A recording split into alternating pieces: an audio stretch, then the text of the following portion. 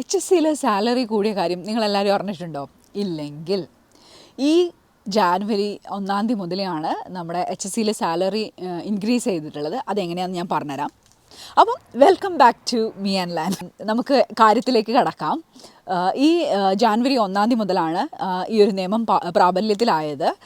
അതെന്താണെന്ന് വെച്ച് കഴിഞ്ഞാൽ നമ്മുടെ ആനുവൽ സാലറിയുടെ 2.25% അല്ലെങ്കിൽ 1125 യൂറോ കൂടും എന്നുള്ളതാണ്. ഇപ്പം നിങ്ങളുടെ സാലറി ഒരു 50,000 യൂറോയാണ് പെർ ഇയർ എങ്കിൽ അത് നിങ്ങൾക്ക് ഒരു 1125 കൂടെ അതിൻ്റെ കൂടെ കൂടിയിട്ടുണ്ടാവും. അതായത് 51,125 യൂറോ ആയിരിക്കും നിങ്ങളുടെ പെർ ആനുവൽ സാലറി വരിക.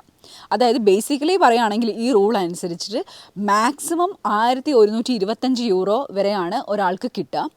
ഇത് ശരിക്കും പറയുകയാണെങ്കിൽ ജനുവരിയിൽ പ്രാബല്യത്തിൽ വന്നിട്ടുണ്ടെങ്കിലും അത് ഇതുവരെ കൊടുത്ത് തുടങ്ങിയിട്ടുണ്ടായിരുന്നില്ല. അത് ലാസ്റ്റ് മന്ത് ഇപ്പോൾ കഴിഞ്ഞ സാലറി വന്നതിൽ അരിയേഴ്സായിട്ട്, അതായത് നമുക്ക് ജനുവരി മുതൽ ഇതുവരെയുള്ള എല്ലാ മാസത്തെയും അരിയേഴ്സായിട്ട് നമുക്ക് ക്രെഡിറ്റ് ആയിരിക്കും. ഇത് പിന്നെ HSCയിലെ നേഴ്സസിന് മാത്രമല്ല കേട്ടോ, ഈ പബ്ലിക് സെക്ടറിൽ വർക്ക് ചെയ്യുന്ന എല്ലാ ആൾക്കാർക്കും ഇത് ബാധകമാണ്. പിന്നെ ഓരോ കാറ്റഗറിക്കും എത്ര പൈസ വെച്ചിട്ടാണ് കൂടുന്നത് അങ്ങനെയുള്ള മൊത്തം ഡീറ്റെയിൽസിൻ്റെയും ഒരു PDF ഞാൻ താഴെ കൊടുക്കാം.